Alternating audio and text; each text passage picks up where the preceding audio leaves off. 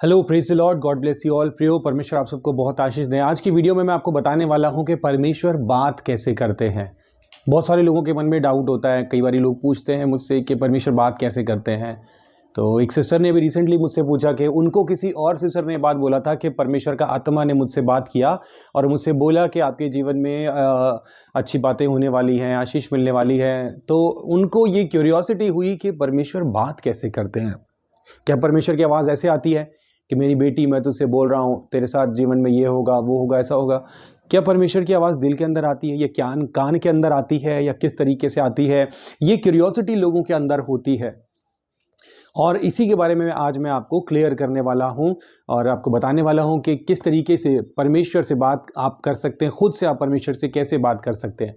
लेकिन शुरू करने से पहले मैं आपसे कहना चाहूँगा कि अगर आपने चैनल को सब्सक्राइब नहीं किया है तो आप अभी सब्सक्राइब का बटन दबा दो, सब्सक्राइब कर लो और उसके बाद जो है आप लाइक भी कर देना वीडियो को। इससे भी वीडियो प्रमोट होती है, यूट्यूब प्रमोट करता है, आगे से आगे ज़रूरतमंद लोगों तक वीडियो खुद पहुँचाता है यूट्यूब। तो आप सब्सक्राइब भी कर लीजिए और लाइक भी कर लीजिए। और अगर मिनिस्ट्री से, इन वीडियो से आप आशीषित हैं तो इसके डिस्क्रिप्शन में सारी डिटेल है। आप मिनिस्ट्री में सीड भी डाल सकते हैं, सीड भी बो सकते हैं आप। तो अब मैं आपको बताता हूं कि परमेश्वर किस तरीके से बात करते हैं। तो देखिए प्रियो, पुराने नियम के समय में जब हम देखते हैं नबियों के साथ परमेश्वर ने आमने सामने बातें करी हैं, क्लियर वॉइस में बातें करी हैं। इस तरीके से परमेश्वर ने बातें करी। जब हम बहुत सारी जगहों पर हम पढ़ते हैं कि परमेश्वर ने यशायाह से बात करी, यिर्मयाह से प्रभु ने बात करी, लिटरली आवाज लगा के प्रभु ने बात करी और यिर्मयाह ने अपने कानों से परमेश्वर की आवाज सुनी। ठीक है, वो हम देखते हैं पुराने नियम की बात। ओल्ड टेस्टामेंट में और न्यू टेस्टामेंट में जो है उस समय में और परमेश्वर के दोनों समयों में परमेश्वर के काम करने के तरीके में बहुत अंतर है। पुराने नियम के समय में हम देखते हैं कि वहां पर जो परमेश्वर का आत्मा है वो नबियों पर उतरता था। इनफैक्ट परमेश्वर का आत्मा सिर्फ नबियों पर उतरता था, सिर्फ नबियों पर होता था। और परमेश्वर के आत्मा के द्वारा उकसाए जाकर या परमेश्वर के आत्मा के द्वारा प्रेरणा पाकर परमेश्वर के नबी जो है वो परमेश्वर की चुनी हुई प्रजा को, परमेश्वर के लोगों को या अन्य जातियों को भी संदेश देते थे। ठीक है, भविष्यवाणी करना और हील करना और अद्भुत काम करना, चिन्ह चमत्कार वाली चीजें करना, ये सिर्फ नबियों के पास होता था क्योंकि पवित्र आत्मा उनके पास होता था। लेकिन आज अनुग्रह के समय में ऐसा नहीं है। अनुग्रह के समय में प्रेरितों के काम की किताब में हम देखते हैं, प्रभु यीशु मसीह ने कहा था कि मैं जा रहा हूं और मैं तुम्हारे लिए एक सहायक भेजता हूं। और वो सहायक हम देखते हैं प्रेरितों के काम की किताब अध्याय 2 में हम देखते हैं कि पवित्र आत्मा पब्लिकली सब लोगों पर उतरा, है ना। पवित्र आत्मा सब पर उतरा और उसका चिन्ह के तौर पर परमेश्वर ने अन्य अन्य भाषाओं का वरदान जो है उनको दिया और वो सब अन्य अन्य भाषाओं में बोलने लगे। कहने का मतलब कि पब्लिकली पवित्र आत्मा सबको मिला, सबको मिल गया पवित्र आत्मा। और उसका नतीजा क्या हुआ कि आज जो है सिर्फ नबी नहीं, सिर्फ पास्टर्स नहीं, सिर्फ प्रॉफिट्स नहीं, सिर्फ अपोस्टल्स नहीं, सिर्फ टीचर्स नहीं, बल्कि हर वो व्यक्ति जो प्रभु यीशु मसीह पर विश्वास करता है वो पवित्र आत्मा को पाता है। इनफैक्ट बिना पवित्र आत्मा के कोई यीशु को प्रभु कह ही नहीं सकता। कोई भी व्यक्ति तब ही सिर्फ प्रभु के पास आता है, तभी यीशु मसीह को पहचान पाता है जब पवित्र आत्मा उसकी अगुवाई करता है, पवित्र आत्मा उसके मन को खोलता है, उसके जीवन में काम करता है, ऐसी परिस्थितियां पैदा करता है कि वो प्रभु यीशु मसीह को और उद्धार को पहचान सके। अदरवाइज आप किसी को बताते रहो, उसका आगे सर फोड़ते रहो, गर्दन भी काट के गिरा दो, जब तक पवित्र आत्मा उसे नहीं मिला, पवित्र आत्मा ने उसको अलाउ नहीं किया, प्रभु ने उसको अपनी ओर खींचा नहीं, तब तक वो मानेगा नहीं। तो अब जो है नबियों का समय नहीं है, अब विश्वासियों का समय है कि सब विश्वासी जो है वो पवित्र आत्मा पाए हुए हैं और परमेश्वर का आत्मा जो है वो एक तरीके से नहीं कई तरीके से बात करता है।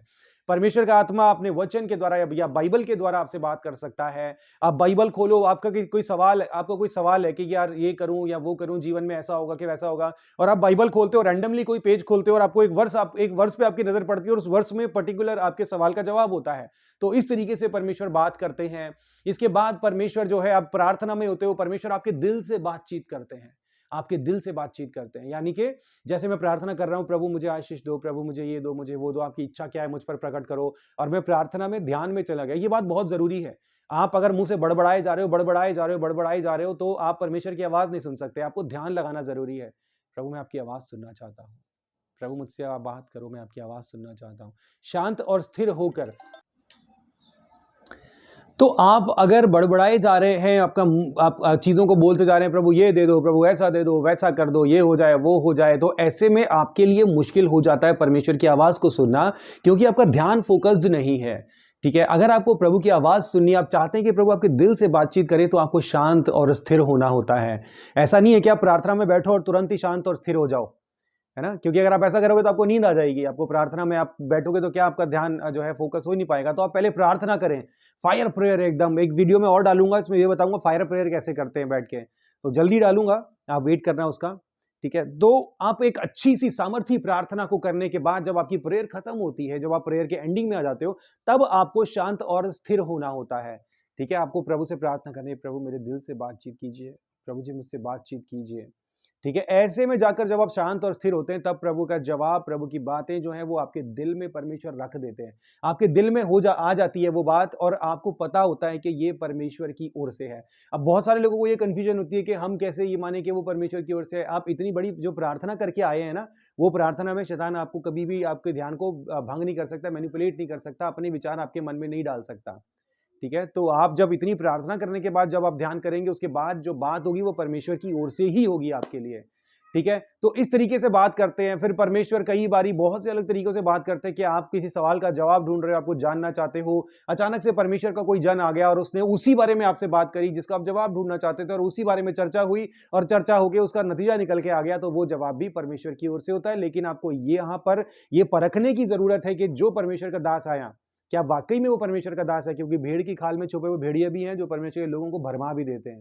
तो ये आपको खुद से परख करनी पड़ेगी कि जो व्यक्ति बैठा है, उसके जीवन में आत्मा के फल हैं कि नहीं, वो वास्तव में एक सच्चा सेवक है कि नहीं। अदरवाइज़ वो आपको गलत गाइड करेगा, भटक भी जाओगे, बर्बाद भी हो जाओगे, गड़बड़ी भी हो सकती है। तो ये आपको परखना है और परखने के लिए बुद्धि परमेश्वर ने आपको दी है। तो इन सब बातों के द्वारा परमेश्वर बात करते हैं और इन सब के बाद परमेश्वर आवाज़ में भी बात करते हैं। यानी परमेश्वर की क्लियर वॉइस भी आप सुन सकते हो, लेकिन ऐसा हमेशा जरूरी नहीं है। ऐसा रेयर केस में होता है जब परमेश्वर जो है किसी से बात करते हैं, क्योंकि पहले के समय में जो है बात करने के जो तरीके वो लिमिटेड थे, क्योंकि सिलेक्टेड लोगों से परमेश्वर बात करते थे। लेकिन आज बहुत सारे तरीके हैं, पवित्र आत्मा जो है वो वेरियस तरीकों से अपने लोगों से बातें करता है। इन सब बातों के द्वारा और भी तरीकों से परमेश्वर आपसे बात कर सकते हैं, लेकिन ये आपको परखना होता है कि जो बात की जा रही है वो परमेश्वर की ओर से ही है या नहीं। कोशिश करें कि जब भी आप परमेश्वर से बात करें तो ऐसे रैंडमली नहीं कि आप बैठे हो और परमेश्वर आपको कुछ बता रहा है और आपने सुना और आपने बोला कि ये परमेश्वर ने मुझसे बात करी है। ऐसे नहीं, कोशिश करें कि आप प्रार्थनाओं के बीच में ही परमेश्वर से बात करें, अंधकार की शक्तियों को बांध कर, अपने घर को सैंक्टिफाई कर फायर प्रे करने के बाद शांत होकर, स्थिर होकर आप परमेश्वर से बात करें।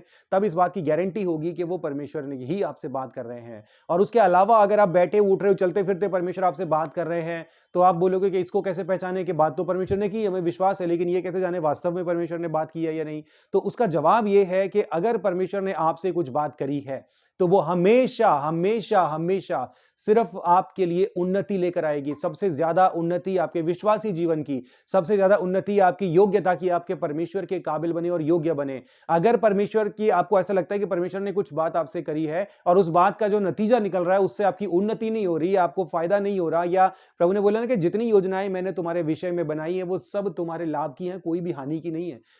तो अगर आप परमेश्वर से बात कर रहे हैं तो इस बात को इंश्योर करें कि वो जो परमेश्वर ने जो बात आपसे कही है उससे आपको अपने व्यक्तिगत जीवन में फायदा हो रहा है, लाभ हो रहा है। स्पिरिचुअल बेनिफिट, आत्मिक बेनिफिट, आपकी योग्यता में उन्नति, आपके आत्मिक जीवन में उन्नति और आपके जो है वचन के जीवन में उन्नति, लोगों के लिए आप आशीष का कारण बन रहे हो। क्योंकि परमेश्वर जब किसी को आशीष देते हैं तो सिर्फ इसलिए नहीं कि वो आशीषित हो, बल्कि इसलिए कि वो खुद में आशीषों का मूल बन जाए।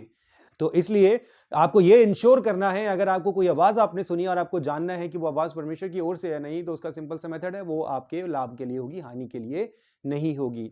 तो इन सब तरीकों से परमेश्वर बातें करते हैं और अगर आप भी परमेश्वर से बातें करना चाहते हैं तो आप प्रार्थनाओं में परमेश्वर से बातें करें और अपने प्योर हार्ट से।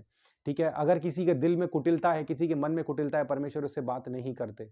कुटिलता, जो लोग चालाकियां करते हैं, जो लोग अपने आप को ज्यादा चुस्त समझते हैं, पास्टर्स के साथ भी ये बात लागू होती है। बहुत से पास्टर्स ये दिखाते हैं कि परमेश्वर से बात करते हैं, लेकिन परमेश्वर बात नहीं कर रहे होते, क्योंकि उनके मन में कुटिलता होती है। परमेश्वर के लोगों को बेवकूफ बनाना, कलीसियाओं को लूटना और ऐसी बातें करना, कलीसियाओं को आगे ना बढ़ने देना, विश्वासियों को उन्नति ना करने देना, उनको प्रोत्साहन ना करना, ये कोशिश करना कि वो बस यहीं पर बैठे रहे और हमारी ही भेड़े बने रहे, समय समय पर ऊन कतरते रहे उनकी और खाते रहे उनसे। तो ये वाले इस तरह की कुटिलता वाले जो है परमेश्वर के दास मैंने खुद देखा है, इसलिए मैं बोल रहा हूँ पर्सनली।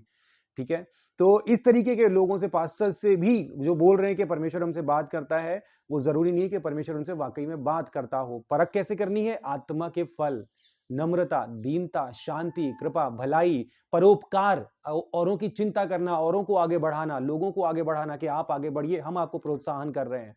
सबको साथ लेकर चलना, ये नहीं कि बस मैं ही आगे बढ़ूं, मैं ही हीरो बनूं, बाकी सब पीछे रहें। ठीक है, तो ये सारी बातें हैं मेरे प्रियो। एक बात मैं लास्ट में ये बात बोल के खत्म कर रहा हूं कि पॉल्यूशन नहीं होना चाहिए। ठीक है, आपके मन में, आपकी सोच में पॉल्यूशन नहीं होना चाहिए। अगर गाड़ी का शीशा है ना, गाड़ी के शीशे पे ओस जमी हुई है तो आप कभी गाड़ी चला नहीं सकते, आपको आर पार कुछ दिखेगा ही नहीं, एक्सीडेंट हो जाएगा, टक्कर हो जाएगी। ऐसे ही आपके मन के विचारों में अगर पॉल्यूशन है, लालच है, कुटिलता है, बुराई है, डाह है लोगों के लिए, अपने शत्रुओं को आप माफ नहीं करते, अपने सताने वालों के लिए प्रार्थना नहीं करते, और कड़वाहट, कटुता आपके अंदर है, परमेश्वर आपसे कभी बात नहीं करेंगे।